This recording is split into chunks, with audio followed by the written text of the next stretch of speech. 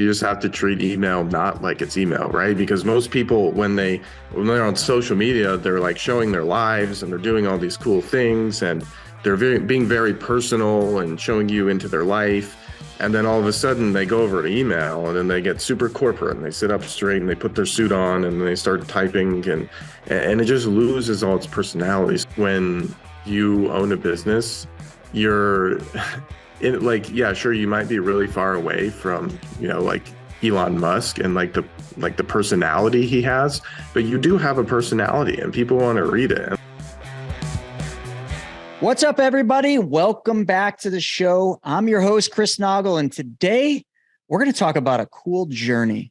My guest that I have has got a really interesting story. He wanted to be a professional baseball player. I mean, how many of you have ever wanted to go out and be a professional athlete? I don't care if it's football, soccer, maybe snowboarding like what I did or whatever it is.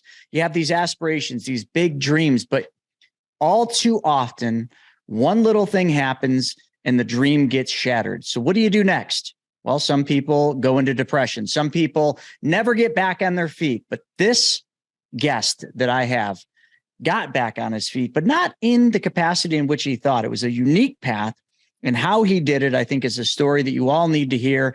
So before we get into that, I want to ask all of you a question. I haven't done this in a while.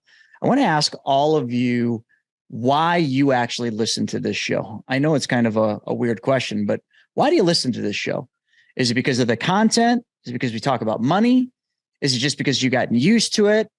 Like, whatever that is, put it down in the comments, because what we're trying to figure out is how to make this show better. What guests to actually bring on that motivate you to want to spend more time watching this podcast. Let's dive right into it, folks. I got Troy Ericson with me. The name of his company is Email Paramedic. And Email Paramedic, just in the way that it sounds, it fixes, well, your dead email list. And I bet you a lot of you have one of those, or you have an email list that when you send an email out from it, nobody seems to open it. You look at the click-through rate and you're like, ooh, well, guess they didn't really work there, because we're all sick of email. I'm not going to lie. And I'm going to ask Eric this when I bring him over, but how many of you get emails and a lot of times you just go through and you just delete them, right? If it looks like a sales email, you just delete them. We've gotten inundated in emails, kind of like we used to with mail. In the mailbox, you used to get a bunch of crap mail, and now nobody mails you anything because everything's pivoted over to the digital space.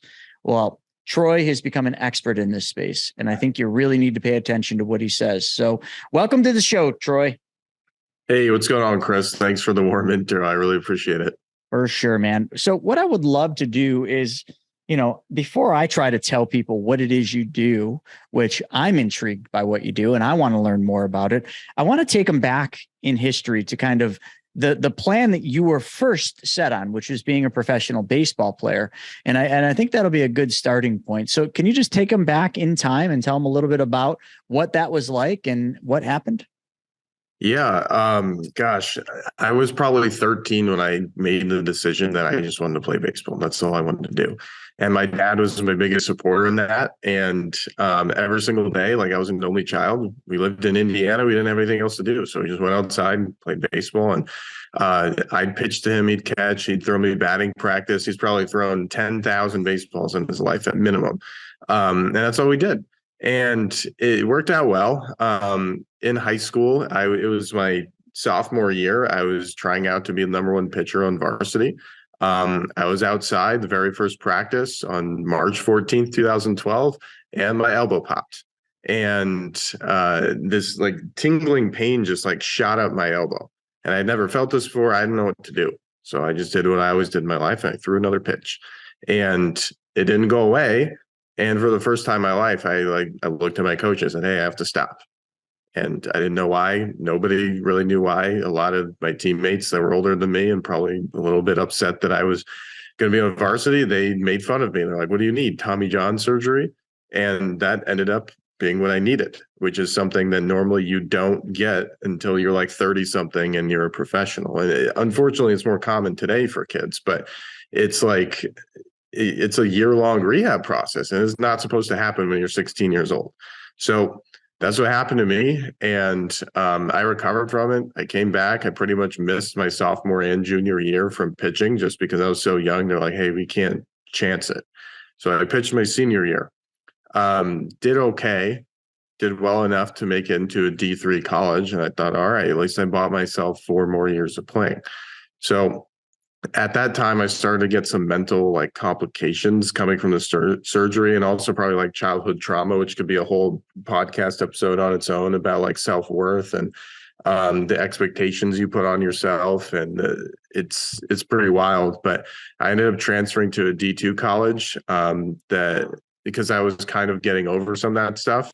But then as soon as I got over there and had some level of success, it came right back. And I just couldn't throw a ball anymore. It's like I'd try to throw to somebody and go over their head, or I'd bounce it. The informal name is called the yips, when you're just like so in your head, usually after a surgery or just like mental traumas that you have. And I got cut during my senior year.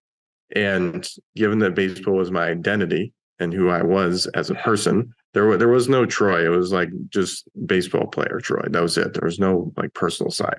I just like hid inside for 2 weeks after that because I didn't know what to do. And one of my buddies fortunately brought me like back into the gym and like back into like real life, because I didn't go to class. I didn't do anything. I just like quit. But fortunately for me, one thing that, I kind of did in my downtime when things weren't going too well, and even a little bit before I got cut, was just like going online and trying to figure out like what to do. Because I was always an only child, and I just want to stay at home and do things sometimes. So I found this guy on Snapchat. His name was Grant Cooper, and he just gave a whole bunch of tips about making money on the internet. So eventually I bought his Facebook ads course that popped up because he just gave so much free value. After about a year, I bought his course. So I went online onto Upwork, and I got a couple jobs running Facebook ads for clients. One of them was with a company that had an in with Gary Vee. It was called Burger Box. They were basically a meal kit company, and they were proudly the first unhealthy meal kit. And they had some NFL players sponsoring that would eat the burger like with Gary Vee. And I started running some Facebook ads for them.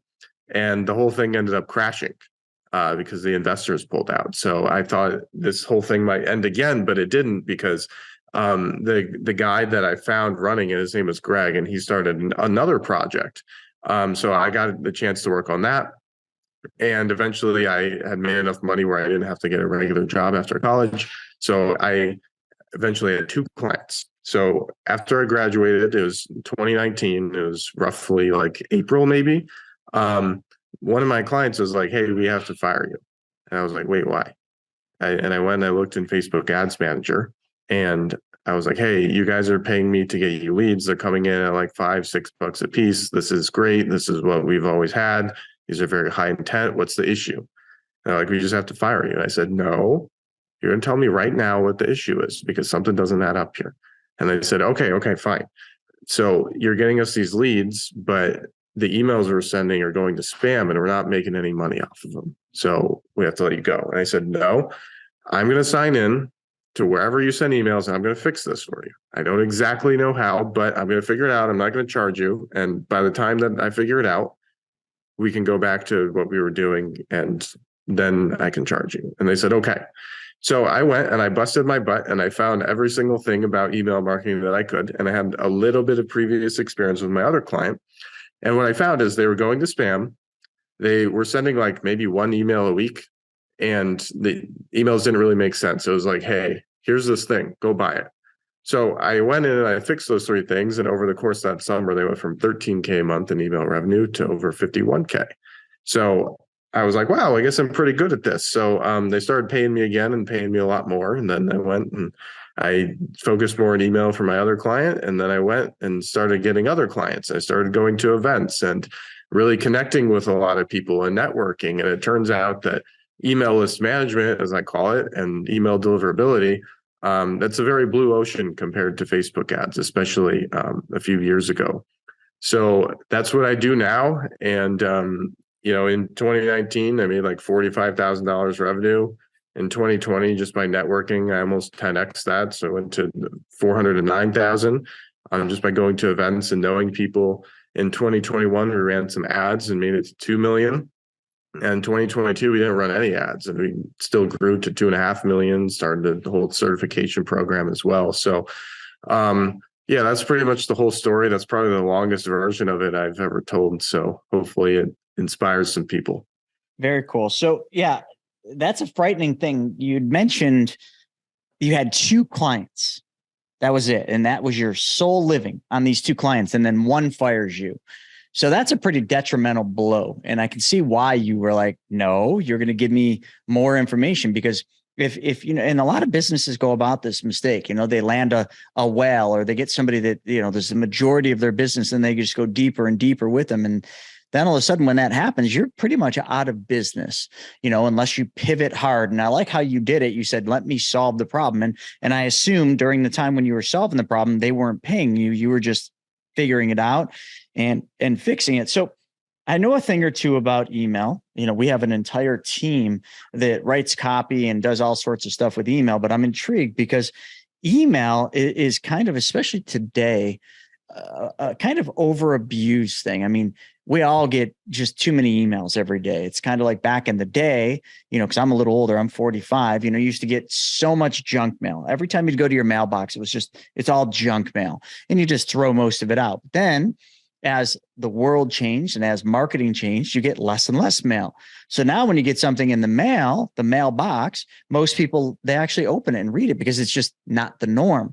But how do you get around that in today's world, 2023, where everybody is sort of sick of emails, especially sales copy emails? We all get them. We get so many of them. I rarely open any of them. Like, how do you get around that? Because if you're having this much success in that email, I mean, your name is email paramedic. Like, what are the things people are missing in that? Yeah, so you just have to, it's really funny because you just have to treat email not like it's email, right? Because most people, when they're on social media, they're like showing their lives and they're doing all these cool things, and they're being very personal and showing you into their life. And then all of a sudden they go over to email, and then they get super corporate, and they sit up straight and they put their suit on and they start typing, and it just loses all its personality. So when you get an email that you don't like, it's probably because they're either pitching you or because they're just not like treating you like they would on social media, for example, or in person, right? Like I said, a lot of what I've done is just based off of like the things I learned in baseball, and like hard work and like talking to people and just like taking all the extra steps I need to take to make things happen. So just really being able to understand other people is the main thing, right? So if somebody is opting into my list, first of all, the offer is more important than anything else, right? So even if it's just something free, or it's something paid, like the very first email I'm going to give them exactly what they got, plus I'm going to over deliver, because that's always what I've done. That's always what I'm going to do. So that's the first thing. So the person gets the thing that they wanted, and they're like, wow, this is even better than I thought. Then the next email, I'm not going to try to sell them something, at least not yet, right? So I have to like get them to understand me and who I am and sell myself and just tell my story. And I just told my story. But being able to like do that in a typed form, there's so many people that reply and they're like, oh my gosh, like, thanks for sharing that. That was cool. And when you keep doing that, people get to know you and they like you, right? So like whether it's social media or podcast and email, you just really need to be a person. And we also do other things too, like, hey, first name, what's your number one question right now about email? Reply and let me know. So if they reply back with a question, we reply back with an answer. And like that's another thing that most companies don't do. So just being able to do stuff like that and let people get to know you before you ever try to sell them something, or you know, if they did buy something, before you ever try to upsell them. So it's really just like telling weird stories too. So my best email ever, it's not about email. It's about the day my grandfather died. And I just told this really personal story about like how I was traveling and he was basically being put on his deathbed, and I flew home to be with him for 11 days in hospice. And I like talked about God to him, like while he's on his deathbed, and he died 15 minutes later. Like that's what people realize, like, hey, this is another human talking to me. This is not a company. So I talk about that. A lot of people reply back and they're like, hey, I had a very similar experience with my grandfather, with my parent. A lot of people can relate to that. So I just tell those stories, and I have some other like funny content too that I put up on YouTube where Um, a couple of guys from Europe ripped off one of my offers and they had a sales call. So I booked a call with them and I jumped on with them and they didn't recognize it was me, the guy that they stole from. So I posted that on YouTube and that went pretty viral as well. So just That's funny. different things like that. And just being a human and being a personality. So with your email campaigns that you run for other people, not just yours, what is your average click rate, like, or open rate, I guess would be the terminology? Yeah, so it's a little bit less about what is your exact open rate. I mean, for my list personally, we've got like 16,000 people on it, and it's typically going to be around 30%. Now, with iOS 15, it's probably a little inflated compared to how many people actually open it. But as long as you're hitting a minimum of like 20% right now, you're going to be fine. It's just making sure that you're kind of like above that minimum, so Google doesn't start to throw you into spam or promotions or wherever. And then obviously like Yahoo and Hotmail, they have their own numbers as well. They're a little more strict, but in general, 20% is a really good number to be at. And then as far as click rate, that varies a ton as well, right? Because if I tell like a really long story, whether or not I sell something, well, obviously you have to have a link to get a click rate. But if I put like in the PS or at the very bottom of a long email, the click rate is not going to be that high, but the intent of every person clicking is going to be higher. Mm-hmm. Whereas if I just tell a very short email and just like, hey, I discovered like 3 steps that'll help you make more money with email. You won't believe what number 3 is. It doesn't have to do with how you write or, how many people are viewing your email, et cetera. And then drop the link, a really short, clicky email like that. It's going to have a lot more clicks, but the intent of those is going to be a little lower. So it's just more so understanding, what your goal is for the email. But in general, I would say on the list of like 15 to 16,000, if on the high end, we'll get like 600 clicks, and on the low end, maybe like 100. So it just really depends. And it's a pretty impressive income, and since this is the Money School podcast, I always like to talk a little bit about like how you do that, because there's other people listening to this. Maybe they're starting something new. Maybe they've got a unique, superpower or something that they're really good at, and they just don't know how to get out there and get the customers. It's one thing to have a cool product, a cool idea, email paramedic clearly, works. So that's the first thing, but how are you're selling it? You had mentioned you go out to events. Can you elaborate a little bit about how do you do that? Like you're going to masterminds? Are you paying to be part of masterminds? Are you just going to small little meetups? Like, what is your strategy when it comes to marketing what you do and how you get the clients? Yeah. So, mainly events, right? So like, that's the main way that I've like networked in this community. And I would say the community that I'm in is like just the general like copywriting and email community, which is like very heavy on Facebook. And everybody has like a different community that they're in. So maybe like, for example, if you were in like the NFT space, like Twitter is obviously the best place to go for that, or like Discord. You just have to find out where your people hang out. Now, those are 2 very extreme examples between like email people on Facebook and NFT people on Twitter. But wherever you are, you're probably somewhere in between there, right? You just have to find your people. And literally the first thing is, even if you don't have money to go to events, post online, right? So like give actual value. A lot of people talk about value posts, but there's 2 types of value posts that work. So one is telling stories like I did. If I go in a Facebook group and tell my whole story like I just did right now, or even if this was like 2 years ago, and I had just like started to have a little bit of success, or I didn't have a lot of success yet. And I told like the hard part of the story and about like how I'm planning to come up and like, hey, like watch out for me over the next 2 years. People respect that and they appreciate it because everybody can relate to a hard time in their life. So even if you're like brand new, literally just going in groups online, whether it's a Facebook group or some kind of other community, a forum, whatever, like literally just posting and like being visible. Because if you don't have enough money right now, it means you haven't had enough conversations with people. That's just the truth. And a lot of people, maybe some people listening are like, well, I've posted before. Well, the truth is you haven't posted enough, or you haven't hit the nail on the head with your post. So the first kind of post is the like story that I just mentioned. The second post is a legitimate value post. So what's something that most people in that group do not know? And Yeah, you don't have to give away like your full like, $1 million idea, but at the end of the day, an idea is an idea and executing it is executing it. So if you go out and you post exactly how to do something that audience wants to know how to do, a lot of them they're not going to say, "Oh, let me go do that right now." They're going to hit you up and say, "Hey, can you do that for me?" And that's how it works. Even better in person, right? Because you can go and you can talk to somebody face to face. It's way better that way. Now, whether I'm talking with somebody face to face or I'm talking to them online, the main thing that I do, let's just say online, for example, is I make a Loom video for them. So what I'll do is I'll go to their website, I'll opt in for their email list, I'll get in a few emails, and then I just go into my inbox and I hit the record button and I show them. I'm like, hey, just opt in for email list. Here's the first email I got. I would probably change this thing and this thing right here because it's causing X problem and Y problem for you. Oh, and by the way, you're in the promotions tab or you're in the spam folder. And that's exactly how I fix that. If you're interested and you got a lot of value on this video, I put my calendar link below. Talk to you soon. That's Literally a really 2 smart minutes. Idea. Yeah. So that's what I do. And then in person, if I'm talking to somebody, first thing is I always get to know them personally. I never say, what do you do? I'm always the person, like I want them to ask it because I don't want to be the person who asks that. So then when they ask, like I don't come off as needy at all. I'm like, oh yeah, so I run this company called Email Paramedic.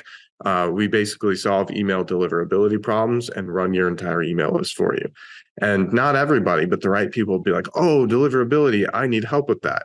So then I say, okay, what's your website? I'll opt in for your list. And then I make a Loom video for them a couple of days later after I get some emails. So that's how I network with people online and at events.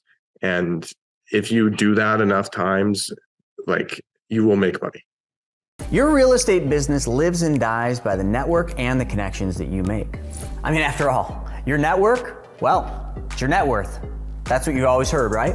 If that's an area where you desire improvement, well, Private Money Club, it's for you. PMC saves you precious time and money by bringing the real estate world, well, right to you, right in the palm of your hand. So get in on the action like so many others have by going to privatemoneyclub.com and sign up. That's really smart. Folks, I want you to really pay attention to something he said there, and I hope you all picked up on that. What he does first is gets to know the people, goes to their website, and just goes into what they're already doing, which at that point, the customer, the person he just met at the event or on the Facebook group, they don't think they have a problem. In most cases, they don't know they have a problem. Okay. They might think, not many people are opening our email, but they don't know that their email's landing in spam or junk folders. So what he does is he goes in and just goes through the process. And then he then sends a Loom video, but that Loom video is literally solving that person's problem. You see, the secret to making 2 million, 2.5 million isn't having the best product, isn't having the best sales team or any of that stuff. It's having the best ability to solve a problem. But if you can't solve a problem or let your customers know that you have the capacity and the ability and the willingness to solve the problem, then you're never going to make any money. Everybody makes such a big deal out of their product and what they do. And I'm this and I'm that. And the pictures with the fancy cars, none of that matters. When you go in and you do what he just said and you solve a problem, that matters. Because most people, once they get that Loom video, they're going to watch it and be like, oh, wow, I never knew. And the first thing they're thinking is they're busy. All business owners are busy. And they're thinking, gosh, I need to fix this. I need to do that. And they don't know how, or they don't have the time to do it. And a lot of times they don't have somebody on their team that has the time to do it either. So the first thing they do is they go, Troy, is that something that you can help me with? Boom. Now, because he solved the problem, they're willing to hire him to then facilitate that and continue that problem solving. That's the secret to success right there. Creation of a way to solve a problem. And that's what you did, man. I admire you for that. It's really good. Thank you. I appreciate it. Yeah. It's, you just look at the problems people are having, or even better yet, like the problems that you're having in your life, no matter if it's like a very, personal day-to-day kind of thing, or if it's a very B2B businessy kind of thing, just think about the problems you have, because those are the ones you're going to be the most passionate about. And then you go in the communities where there's more people like you, and then you offer to solve the problem. It's really simple in theory, and then Let just me- go practice it. Let me ask you this, Troy. How many clients do you have right now? So ongoing, we have 21 as far as like when we fully So that's manage not too the many. email list for them. Okay. So only 21. Wow. You're doing $2.5 million on 21 clients. Well, we do have a certification program as well. So 21 clients would basically be where we charge a minimum of $5K a month to go in and like run your entire email list for you. So like write all emails, build all automations, make sure everything hits the primary inbox. And then there's some people who come to us and they're like, hey, we don't actually we already have somebody writing for us, so we don't want to hire you for that, but we do have a deliverability problem. So then we have some like one-off clients like that as well. And then over the course of the last couple of years, right, like a lot of people have started following me and like, how did you get there? And I was like, I should probably educate people instead of just selling done for you services. So I have a certification program now as well, and we have 400 students in there. So it's pretty much like a PhD in email. It's a download of my brain, whatever you want to call it. I love it. And I was telling you offline, but the audience doesn't know we're doing a certification program too in the private money space under our company, Private Money Club. And certifications are pretty interesting because the hard thing with a certification, if any of you have ever done one, they're boring. Like right now, in my industry, I have to, every 2 years, I have to go in and do certifications. I have to get CE credits. And I go through the same certification courses that I always do. They're dry. They're boring. You must drink coffee to get through them. So what we're doing, Troy, with ours is we're making our certification look and feel and actually give you the same experience as a YouTube video, a highly produced YouTube video, because we know that that's how a lot of people are learning today. They're going on social media. Some would say, oh, I get my information from TikTok. Sure, short burst, but long form, you're getting your information from YouTube. You want to change a tire. You got to change your battery. The windshield wiper on your car, isn't working. You can't figure out how to get the damn thing off. You watch your YouTube video, don't you? So we're developing our certification program using time-tested content for content delivery, testing, and all that, but we're doing it in video form and highly edited video form so that it's entertaining and it doesn't put you to sleep while doing it. But I think certifications are going to be something that you're going to hear more and more about. And then it's just a matter of, can you get the certification to really get mass appeal, which 400 people in your certification, that's really freaking good. How have you gotten people interested in the certifications? Is it direct marketing? Are you advertising, or is that just relationships? Yeah, mainly relationships. So over the course of time, like I said, people have been following me. So then that's why I started my own email list as well. Because a lot of the service providers, they don't even, send marketing emails. They just acquire clients and they're kind of too busy for email. But I figured I should just have a place where I can tell, my story. And I kind of gave some examples of it earlier, but really just understanding that when you own a business, you're sure, you might be really far away from, Elon Musk and the personality he has, but you do have a personality and people want to read it. And a lot of people mistakenly think it's all about the customer. Well, the customer wants to know about you too, because the society we live in is just very driven by following people and getting a glimpse into their life, and people share more information about themselves than they ever have before. So if you don't do it, they're going to find somebody else who's more exciting. So I just have people join my email list and they start following me, and they've done that over the course of the last couple of years. So when I launched the certification program, and I had a little monthly coaching thing prior to that. So pretty much everybody in there has come because they've been following me at some point in the last 2 to 3 years. So just staying in touch and understanding too, hey, if you don't make a sale via email in the first week, it might come next month. It might come next year. And it's very true, because only, a few percent of people are ready to buy today.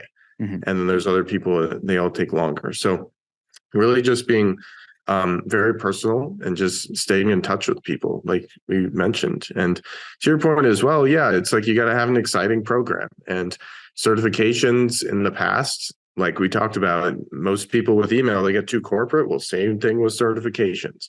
But in ours, it's somebody joins and it's more exciting because you have that feeling of hey, this isn't corporate. This is a way for me to make it on my own and start making money. And they start watching the videos and they're fun. They're entertaining. I try to be that way when I make the videos as well. We have little homework assignments. We have levels, right? So certification, you also want gamification. Yes. So when people level up, they get rewards, and there's a whole community of other people. And we always talk about wins twice a month.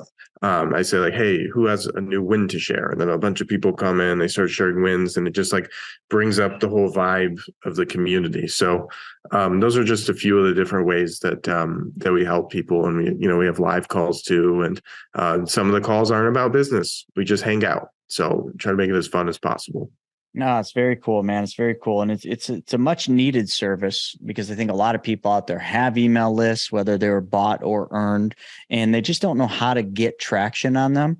It's been a long ride for us, and it'd be interesting if you went on, any of my sites and, did that Loom video. Cause like, that's really wild. I mean, and that's something, if somebody sent that, I would watch that video, because it's something that pertains to my video or my business. And, if I can make that better, great. And I certainly people just don't have time to take on new tasks like that, especially writing content for emails. How many of you, I wish I could just ask by a raise of hands, but how many of you love writing long emails with all that stuff and sitting down? One. I bet you there's only one. Maybe there was an oddball on there that was like, well, I kind of do. But for the majority of us, heck no. We got more important things to do. We got clients to call, problems to solve for our clients, things to do. Writing a long form email and then making sure that it makes it to the inbox instead of the spam or junk box. Like, ain't nobody got time for that. Well, that's what Troy does. So folks, if that's a problem you have, let Troy show you how he can solve the problem. Find his website. What is your website?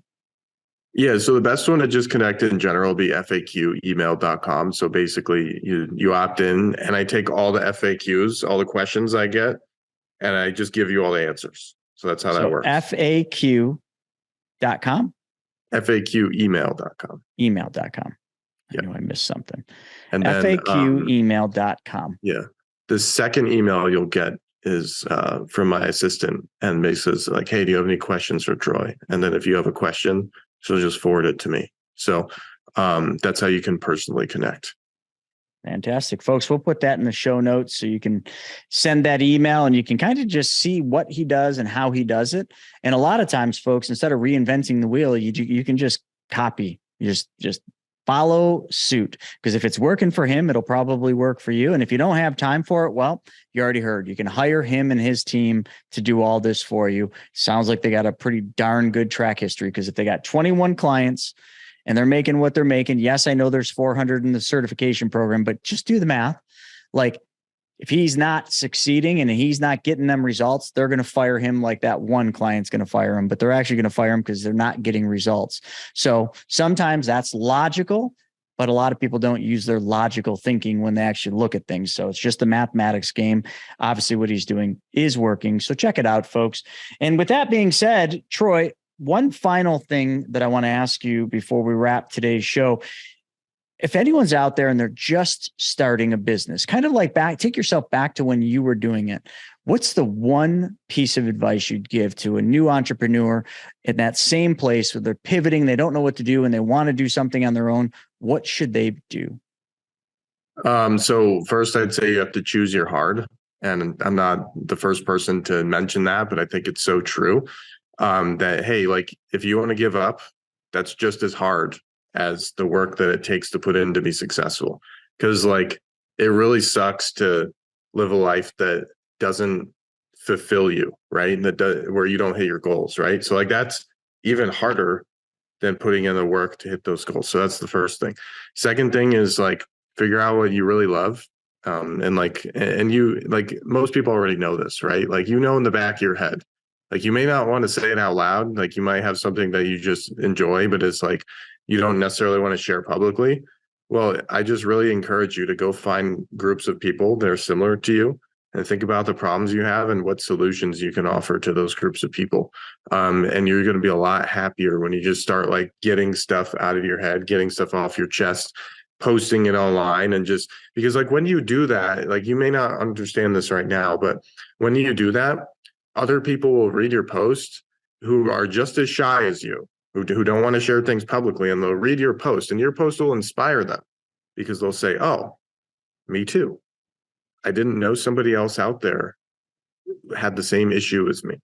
And they'll read your post and be very thankful they did. And that's how you really get the right people into your circle.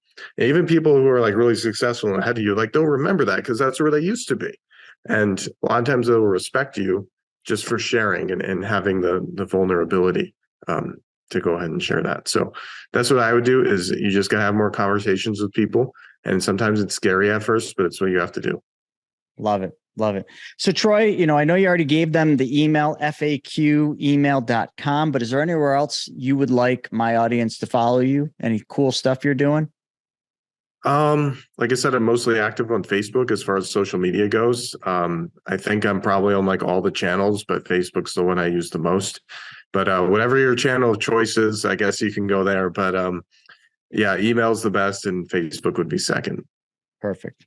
All right, folks. Well, thanks for joining me for another episode of the Money School podcast, where today we dissected your email list, or actually Troy dissected your email list. And if you got a problem and it's not converting and not getting you results, now you have an answer and a button to push. Actually, that button is in the form of sending Troy an email. So get on with it, solve your problems. And if you can't, find somebody who can. Thanks for joining me today. We'll see you on the next episode.